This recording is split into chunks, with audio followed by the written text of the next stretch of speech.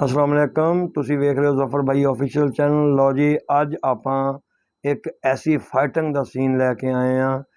ऐसा फाइट का सीन कि यकीन करो तुसी ना कि जो मैं वो फाइट देखदा हाँ ना या मैं फाइट देखी है मैनू एवें लगा कि जिमें जी ना रियल जिंदगी च रियल जिमें कि सामने या शूटिंग वास्ते भी कोई फनकार नहीं कर सकता।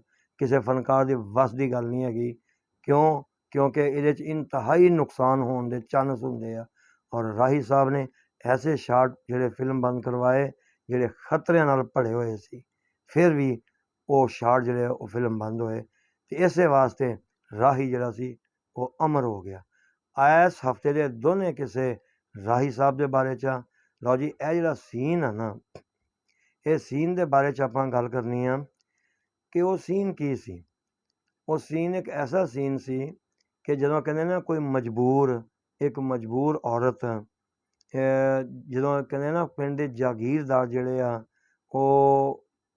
जिवें कि इज्जत उनके कोल ना रवे, वो कुछ बेइज्जत किस्म के होण, धीआं भैणां दे रखवाले ना होण बल्कि उजाड़न वाले होण, ते फिर शायद चंद शरीफ लोगों नूं उस इलाके चों उस चक चों उस वडेरा शाही तो चौधराहट जिहड़ी आ उत्थों नस्सना पै जांदा।